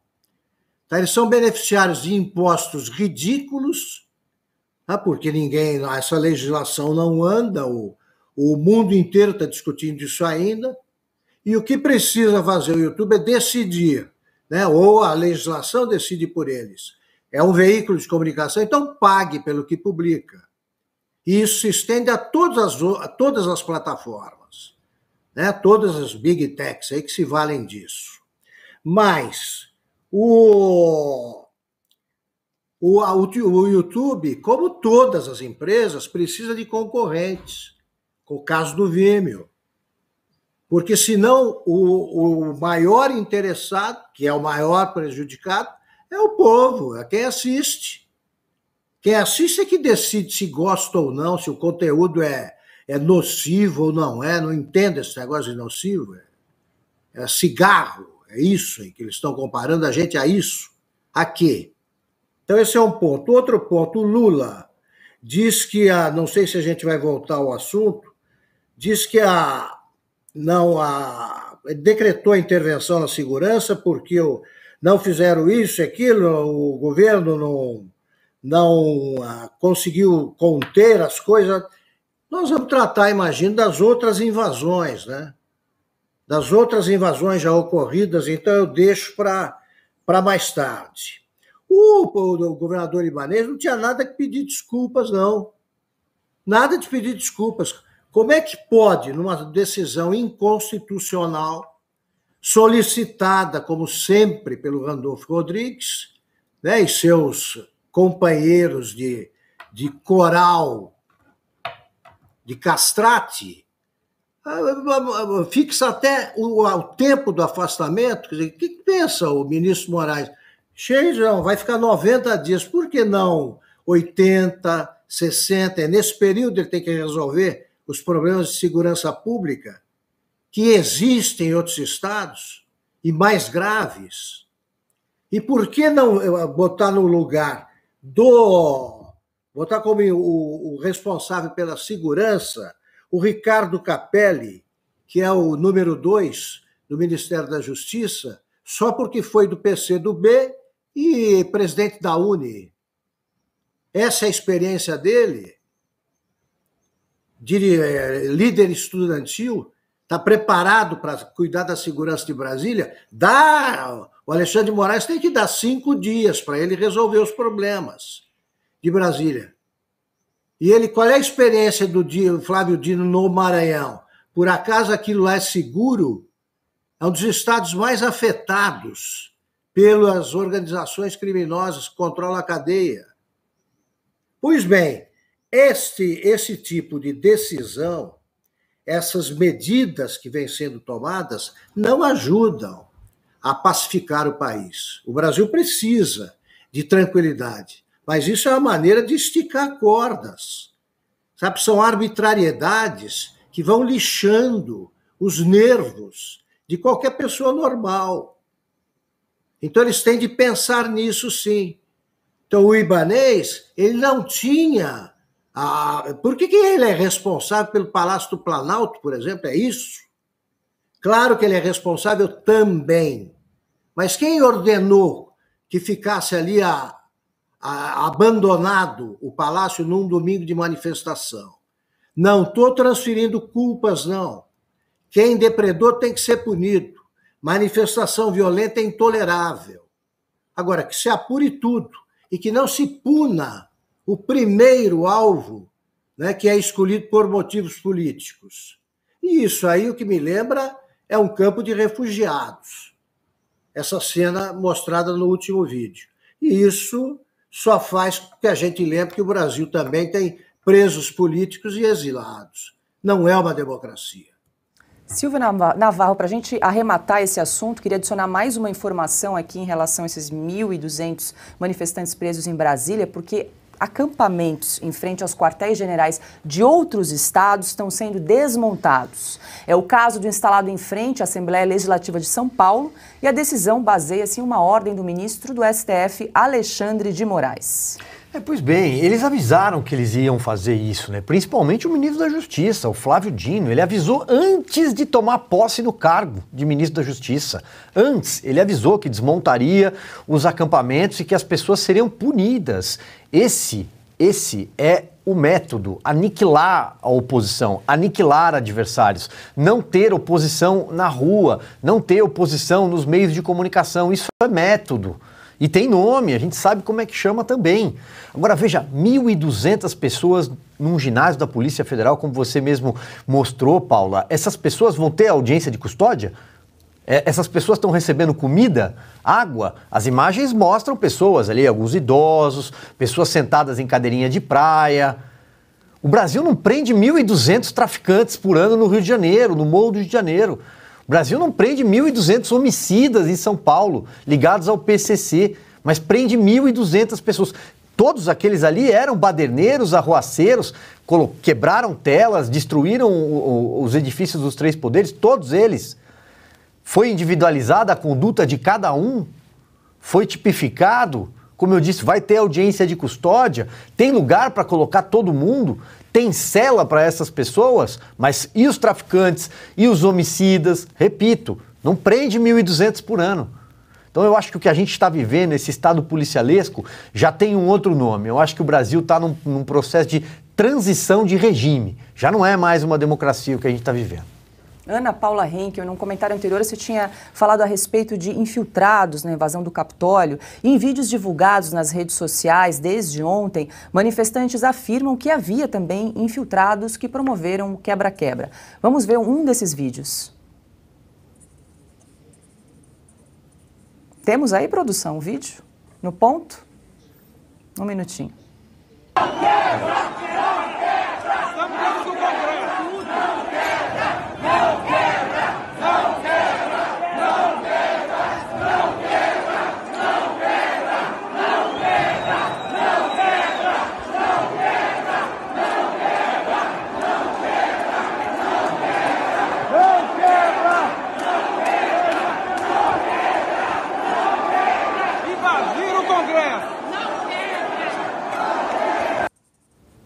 E aí, Ana Paula Henkel, a gente consegue ouvir claramente, né, o pedido de não quebra, e daí, novamente, a gente reforça que é importante individualizar condutas. A maior parte das pessoas que estava ali estava de forma pacífica, não, sem vandalismo. Perfeito, Paula. Olha, para mim é triste ver, porque isso tudo, porque para mim é ver mais uma vez. É impressionante as similaridades com aquele fatídico 6 de janeiro de 2021. Muitos patriotas ali que ouviram o discurso do presidente Donald Trump, o presidente Donald Trump que na época disse: vamos de maneira ordeira e pacífica até o Capitólio e mostrar de maneira democrática que estamos insatisfeitos com os questionamentos que não foram respondidos. E aí o 6 de janeiro aconteceu, mas há vídeos também, muitos vídeos aqui, Paula, dos patriotas daqui também evitando que baderneiros quebrassem janelas, as pessoas que tentaram roubar algumas coisas ali dentro do Capitólio, muitos mostraram os vídeos, não, pessoas tirando foto com os guardas dentro ali do Capitólio, enquanto outros instigavam a baderna, instigavam a violência.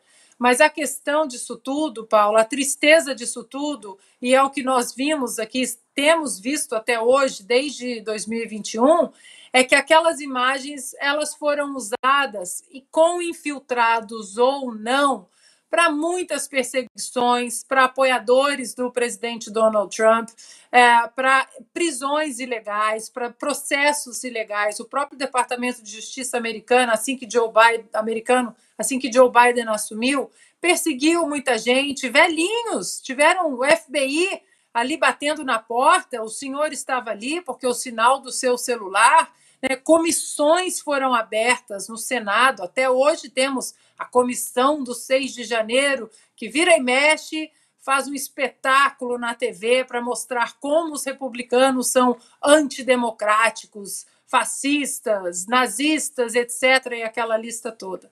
Então, infelizmente, a tristeza é que eu temia que, saindo dos quartéis, indo até o Congresso, e ainda mais no 8 de janeiro, como o Augusto disse, não há ninguém no Congresso, não há ninguém nos poderes, ali nos 3 poderes, estamos num recesso. E aí, invadiu, tomou e vai fazer o quê? Né? Vai demandar o quê? Então, tudo foi orquestrado de uma maneira complicada, ainda com muitas perguntas, mas as repercussões, elas renderão páginas e páginas que, Paula, aí eu garanto que nesse ponto, como eu costumo brincar, eu venho do futuro, não serão páginas felizes, serão páginas de muitas perseguições, prisões, inconstitucionalidades, e uma narrativa de antidemocráticos que será alimentada para sempre. Guilherme Fiuza, que estava com probleminha de conexão, agora já retornou conosco. Fiuza, fique à vontade aí para comentar os últimos assuntos que nós conversamos aqui no programa, sobre os 1.200 manifestantes presos em Brasília, também sobre o desmonte das manifestações, dos acampamentos em frente aos quartéis, e agora esses vídeos que nós acabamos de mostrar de manifestantes afirmando que haviam infiltrados aí na invasão de ontem. Paula, eu achei muito importante um termo usado pelo doutor Fabrício na entrevista que acaba de dar aqui ao Sem Filtro, quando ele falou do deslocamento de competência em decisões que têm sido proferidas pelo STF e particularmente pelo ministro Alexandre de Moraes. Então, o doutor Fabrício Rebelo explicou de forma bastante didática como esses atos do tipo afastamento do governador do Distrito Federal e, evidentemente, a gente sabe quais são os outros, investigação de empresários sem foro privilegiado, tudo no guarda-chuva daqueles inquéritos, que são conduzidos pelo próprio ministro, né, Alexandre de Moraes. Então, esse termo deslocamento de competência, é claro que isso significa agir fora das 4 linhas. E se a competência não é do Supremo, e o Supremo está tomando essas decisões, isso aí avança sobre o direito estabelecido. Né? O doutor Fabrício foi muito claro aqui. Eu só me ressinto de haver, e a pergunta que eu faria para ele, que não foi possível por questões técnicas, seria justamente essa. Tudo bem, o revisor é o legislativo, né? O revisor do Supremo. Mas e o próprio Supremo? Né? A pergunta que eu faria para o doutor Fabrício seria essa. Quem está faltando falar, porque ele é um jurista, está falando, está fazendo a crítica. Mas essa crítica ela não é massiva, não é uma crítica disseminada. Nós vemos um ou outro desembargador, um ou outro juiz falando sobre isso. Mas a pergunta é, onde é que está do próprio Poder Judiciário o crivo? Não para o Poder Judiciário né, quer dizer, fazer um movimento, uma insubordinação, uma insurgência contra o Supremo. Mas nós estamos ainda, né, pelo menos na aparência, numa sociedade que tem equilíbrio de poderes e que tem liberdade de expressão. Então, o Poder Judiciário, e é claro que eu estou me referindo também aos demais ministros da Suprema Corte, mas aí de maneira retórica, porque pela sua conduta, mesmo os 2 indicados pelo ex-presidente Bolsonaro, estão alinhados com esse tipo de ação que tem deslocamento de competência, a pergunta fica, de qualquer maneira, senhor Nunes Marques, senhor André Mendonça, né? Esse deslocamento de competência escapa à vista dos senhores? Se não escapa, os senhores têm que se manifestar. Os senhores têm que se manifestar, nem que seja numa reunião do Pleno. Ou isso aí não é mais uma corte? Ou, na verdade, se modificou essa estrutura? Né? Existe, de fato, um presidente, né, cujas ações se bastam e os demais o acompanham. Isso precisa ficar esclarecido. E no restante do Poder Judiciário. Coletiva, a gente agora, eu quero dizer, está vazando um pouquinho aí o som, tá, do estúdio. Agora, eu queria dizer que, principalmente, o que a Ana Paula expôs é fundamental. É fundamental. Quer dizer, se nós estamos num roteiro, num script que segue exatamente o que se passou nos Estados Unidos, exatamente os mesmos pretextos usados como direito, a mesma retórica usada como suposto cumprimento da lei e suposto enquadramento de criminosos em crimes inventados, em muitos casos, né? Por exemplo, atribuir ao ex-presidente Trump a organização daquele ato é uma coisa completamente ilegal, completamente fora de qualquer evidência. Só que eles vão no embalo, eles vão no empurrão, eles vão no atropelo.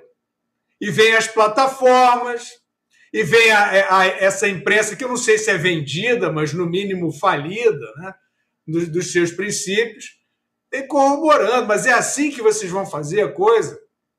Agora é na base do arrastão, junta a plataforma, a televisão, o jornal, censura, cala a boca aqui, cala a boca ali, e impõe na marra que o criminoso é quem vocês decidirem que é.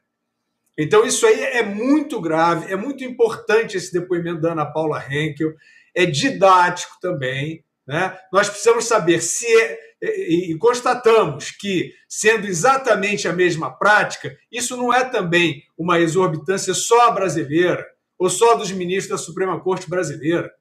Isso aí é um truque, que não vem só daqui, que está em aplicação em outros lugares, como no Canadá, nós vimos. Então, é mais sério ainda. Como é que pode ser? Como é que isso pode chegar ao sucesso, ao êxito, a se impor, a prevalecer? Né? Esse arrastão, isso é um arrastão. Então, nós sempre falamos aqui que a sociedade precisa reagir. E aí, os covardes dizem, não, eles estão dizendo que a sociedade precisa reagir, olha lá, eles são os incitadores. A gente não é incitador de nada. Os incitadores são vocês, que quando atropelam a lei, quando ferem o direito de forma grosseira, incitam a revolta da população. E a nossa mensagem aqui é sempre essa, não é por aí. Não é pelas vias de fato, nós apostamos na civilização, nós apostamos na cultura, nós apostamos no direito. E é isso que nós afirmamos sempre aqui. Só que aí vão vocês e tentam criar as estigmatizações. Isso é muito covarde. Isso é muita covardia. E o que eu sempre reitero é o seguinte, nós aqui não somos quixotescos e nem nós dissemos que somos mais valentes do que alguém, mas nós estamos entendendo o que se passa. E o público que nos acompanha, que felizmente é muito numeroso, também entende o que se passa. Então é isso, nós apostamos, assim como na questão do YouTube, aí é nocivo, a entrevista que vocês fizeram a gente não queria. Bom, mas o Lula deu entrevista dentro da prisão, isso passou no YouTube. Tem bandido que dá entrevista e aparece no YouTube.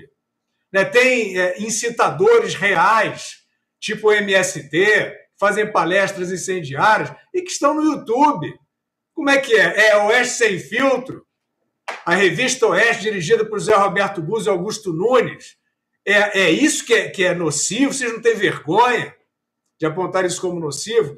Então, é isso aí. Nós estamos diante de um ataque de desinformação, vamos usar a palavrinha, né? A desordem informacional vem desses, né, que querem chamar os democratas de antidemocratas para ter um pretexto para persegui-los. Agora, 19h08, a gente segue com mais informações aqui no programa Oeste Sem Filtro, porque o ex-presidente da República, Jair Bolsonaro, foi internado hoje, às pressas, no hospital nas imediações de Orlando, na Flórida. De acordo com a assessoria de Bolsonaro, o político sentiu fortes dores abdominais. Desde que foi esfaqueado por Adélio Bispo durante a campanha eleitoral de 2018, Bolsonaro passou por 7 internações. Ontem, o ex-presidente se manifestou no Twitter sobre as invasões aos prédios dos 3 poderes. Disse o seguinte, abre aspas, manifestações pacíficas, na forma da lei, fazem parte da democracia.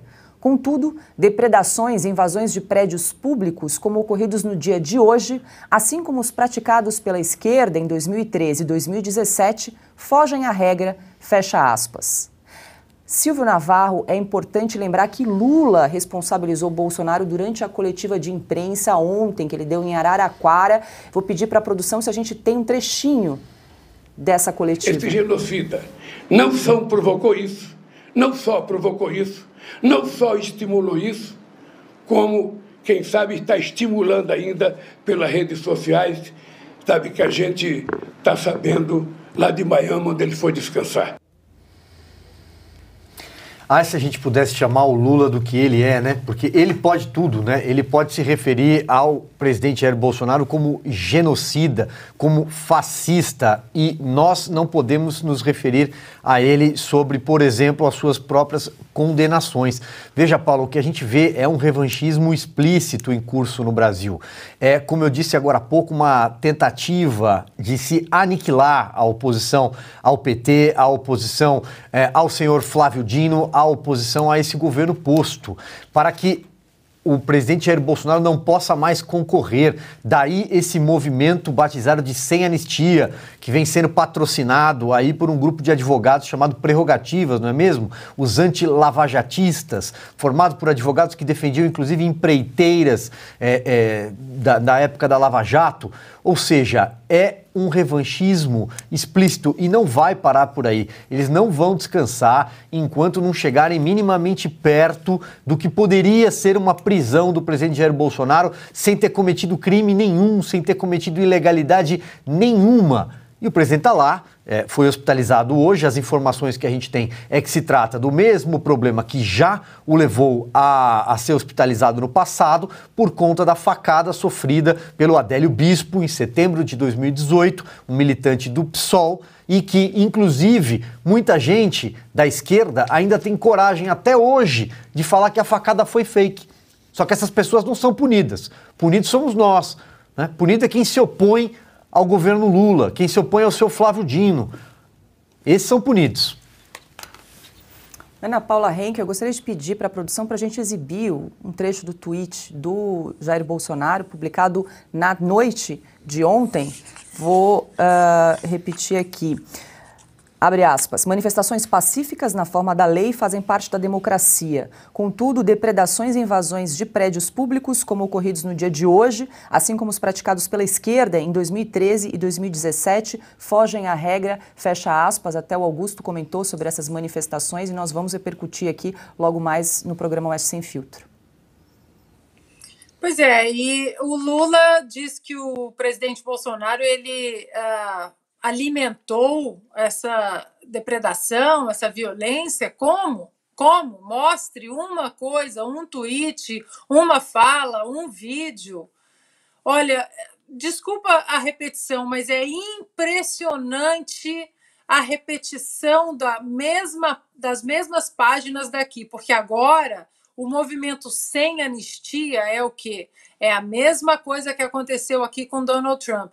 Sepultar, pelo menos tentar sepultar a carreira política do presidente Jair Bolsonaro, até porque o movimento despertado por ele foi um movimento importante, orgânico, ordeiro, pacífico e que incomodou demais o sistema. Desde 2019, o sistema teve que se reagrupar e vir com tudo, né, para cima de todos, do presidente, que foi desumanizado diariamente, era o novo Hitler, né, e assim como seus apoiadores e eleitores. Então, esse movimento Sem Anistia é outra sacada daqui também. Lembrando que aqui o presidente americano, ele toma posse no dia 20 de janeiro. No dia 19 de janeiro de 2021, ou seja, no último dia como presidente dos Estados Unidos, a Câmara dos Deputados, com a líder democrata Nancy Pelosi, resolveu abrir um processo de impeachment contra Donald Trump. No último dia da Casa Branca, Joe Biden assumiria 20 de janeiro. 19 de janeiro, eles queriam abrir um processo de impeachment exatamente para fazer um seguro, para que esse homem não volte mais e esse movimento, a democracia com o povo, não perturbe mais a elite, né, global e a esquerda radical que hoje é o Partido Democrata. Agora, uma última pergunta aqui também, não é, Paula? Os garantistas, né, do judiciário, do STF, agora eles viraram punitivistas.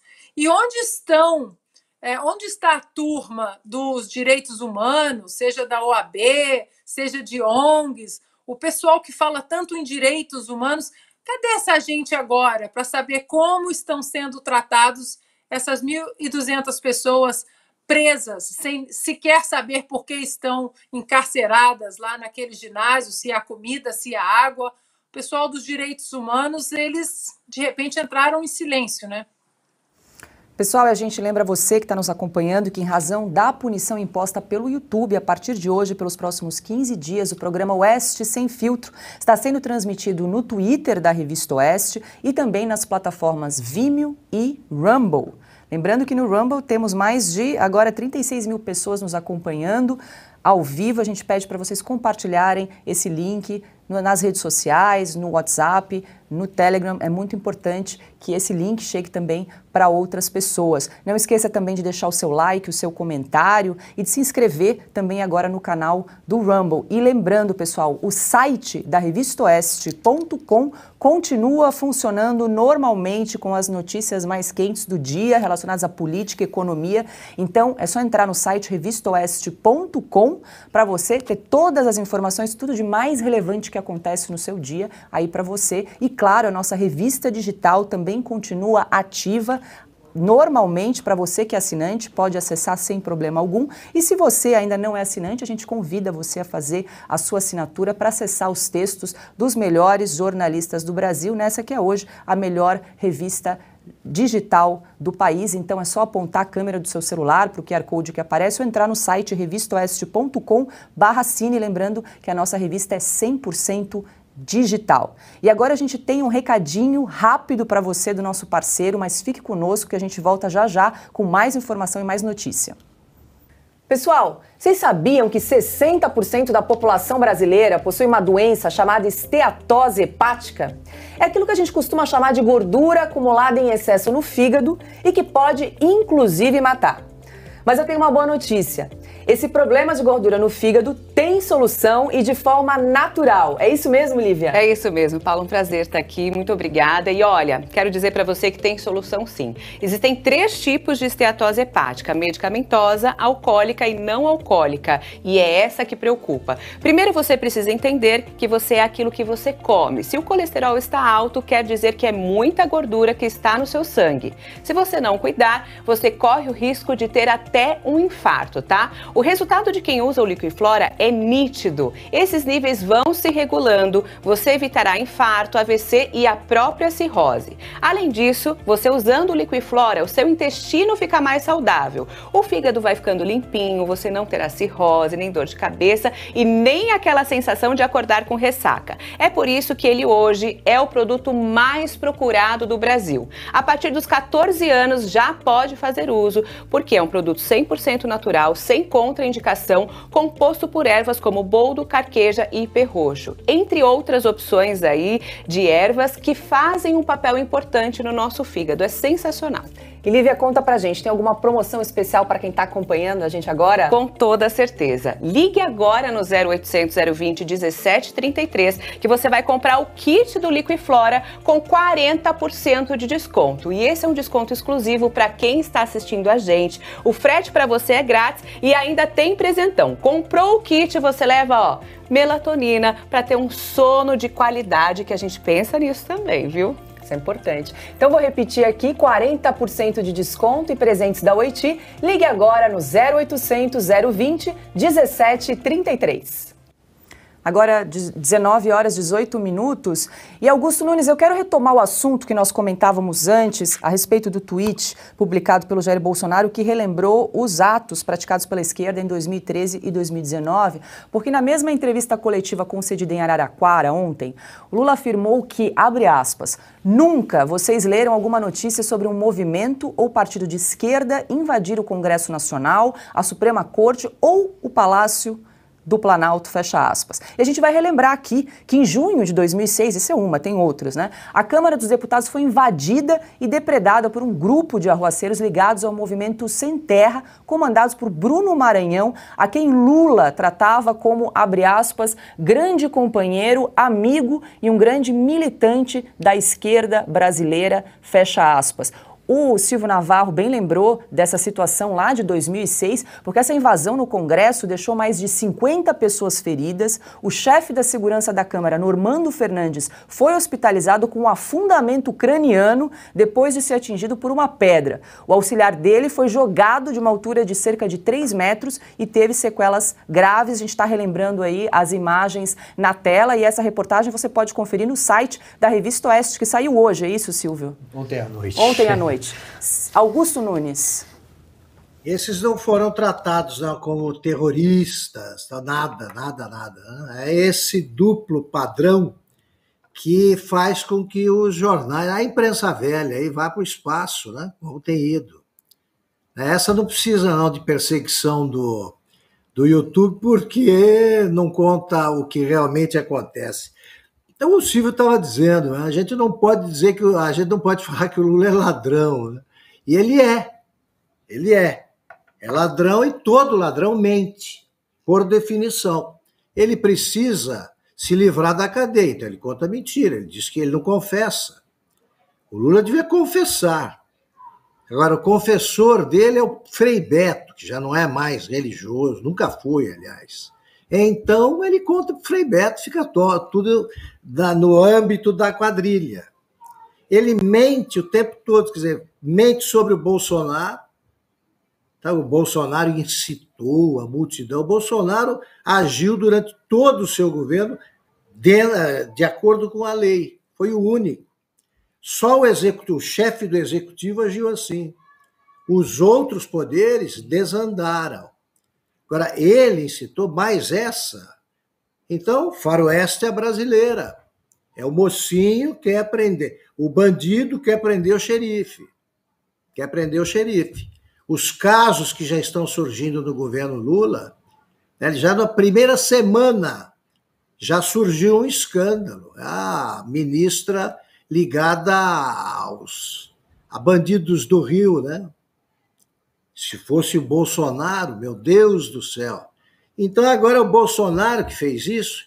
Então foi o Lula que fez essa de 2006, durante o seu governo, porque ele dá mesadas a todos os movimentos sociais, que são organizações criminosas, como um PCC da vida. Então o Lula, um ladrão querendo prender o antecessor, que não tem culpa de nada a respeito desses acontecimentos, é só no Brasil, é um país pelo avesso. O que ele estava fazendo em 2006? Por que ele não foi substituído? Ele não foi à delegacia mais próxima e pediu uma intervenção qualquer no governo dele, porque ele não sabia lidar com segurança. Por que ele não interferiu, não decretou intervenção no governo do Distrito Federal da época? Por quê? Então a vida do Lula é uma folha corrida que só tem mentiras, bravatas, né, ou promessas inconsistentes. Está aí, estava em Araraquara, sempre passeando, dizendo que o Bolsonaro, que já terminou o governo, estava passeando numa cidade onde ele está internado, está num hospital. Esse é o Lula que chegou para a turma que fez o L, né? Ou vai fazer, tem que fazer, agora é tarde. Esse é o Lula que veio para pacificar o Brasil. Que tal? Vou jogar a bola para o Fiuza, mas vou pedir para a produção exibir novamente essas imagens aí da invasão em 2006, e lembrando que essa foi uma reportagem da TV Globo e essas imagens estão disponíveis no YouTube. E Fiuza, é um carro... Lembrando, o Silvio Navarro estava em Brasília, à época, dentro da Câmara dos Deputados, quando ocorreu aí a invasão.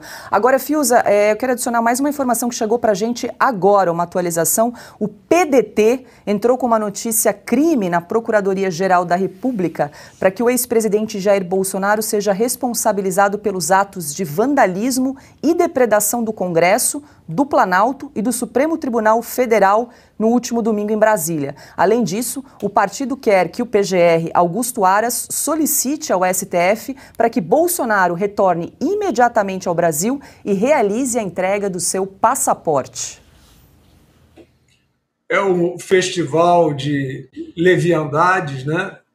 Leviandades oficializadas, não é isso? Porque o Lula parece ter alcançado o direito à leviandade e coisas muito piores.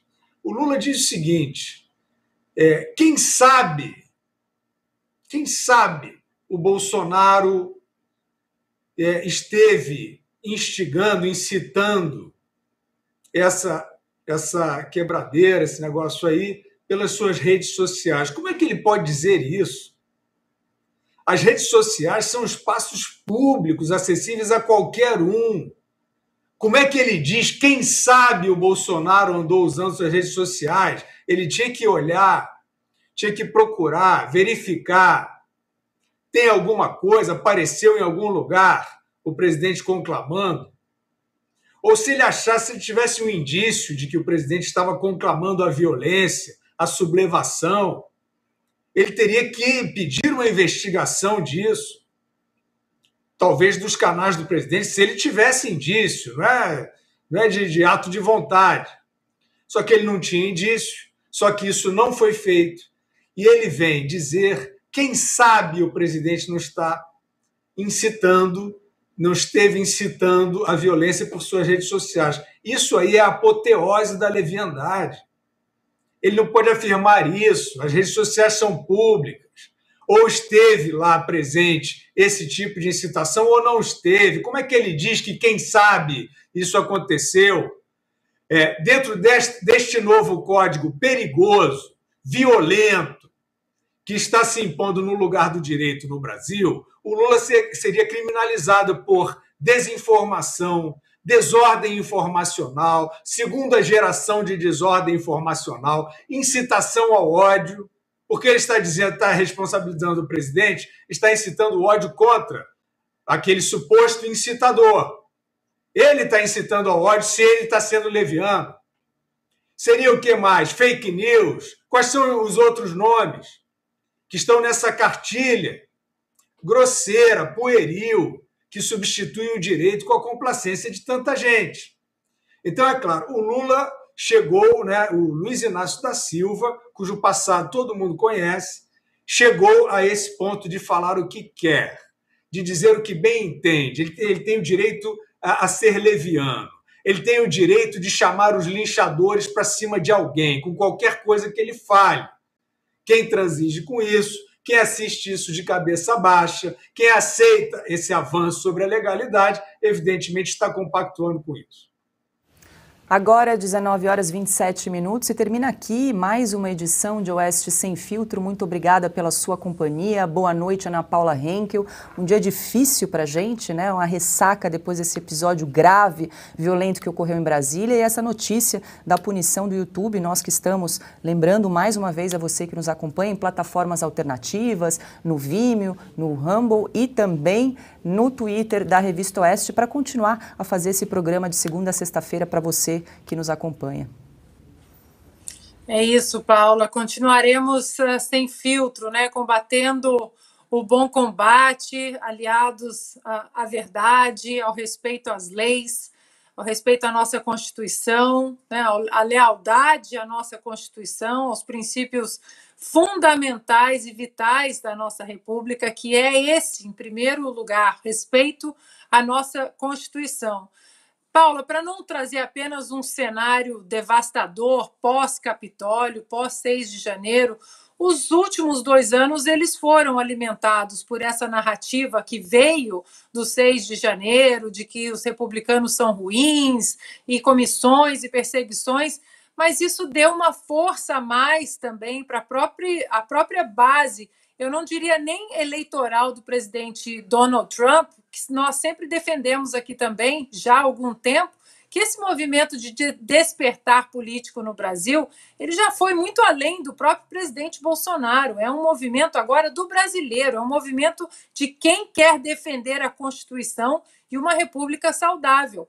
E por mais que tenha sido devastador o pós-6 de janeiro, os 3, 4 meses ali, isso acabou inflamando uma vontade de defender de maneiras constitucionais e pacíficas as repúblicas americanas, e eu acredito que é assim que acontecerá também no Brasil.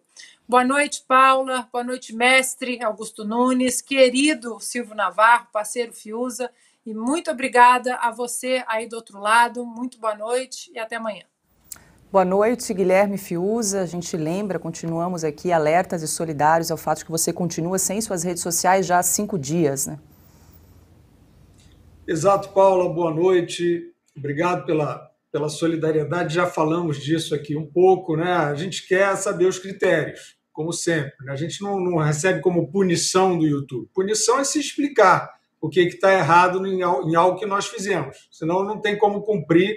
E o mesmo eu digo em relação às minhas redes sociais. É claro que isso está funcionando desse jeito, com esses eufemismos, com essa retórica, né? Bota um nomezinho lá, saiu lá no Globo, incitação ao tumulto. A gente já entendeu como é. E, de repente, uma supressão desse tamanho. Eu não estou falando em causa própria. Eu estou dizendo que isso é um precedente que já vem acontecendo e pode atingir todo mundo. É uma coisa muito preocupante. Agora, bem-vindos ao Rumble, né? Estamos no Rumble, estamos no Vimeo e estaremos onde houver possibilidade de expressão, porque nós não vamos compactuar com esse cerco intimidatório. Nós não vamos compactuar. Nós não estamos fazendo um estandarte de valentia, de quixotesco, nada disso. Nós vamos seguir tratando com honestidade os fatos e repudiando esse uso de palavras, de eufemismo, de cartilha para calar os outros. Obrigado, mestre Augusto Nunes, parceira Ana Paula Henkel, craque Silvio Navarro, e muito obrigado a todos que estão vindo onde a gente pode se expressar. Boa noite, meu parceiro de estúdio, Silvio Navarro. Lembrando a todos que o site da Revista Oeste continua a todo vapor, né? Exatamente, Paula, revistaoeste.com, 24 horas, a notícia lá não para e lá a gente segue a religião dos fatos. Quero deixar aqui um beijo para Ana Paula Henkel, um beijo para você, um abraço aí para o craque Guilherme Fiuza e para o mestre Augusto Nunes e sobretudo a você que veio para cá, que migrou, veio nos acompanhar aqui. Estaremos aqui de novo amanhã, faça chuva, faça sol, com ou sem embargo do YouTube. Boa noite, querido Augusto Nunes, direto do litoral. Boa noite, Paula. Parabéns pela condução do programa num dia complicado, como esse, cheio de assuntos. Boa noite, minha querida parceira Ana Paula Henkel, meu irmão Guilherme, que completa 5 dias, né? Censura. Hoje, vamos lembrar todos os dias como fez a Paula. E boa noite, grande Silvio Navarro, meu amigo.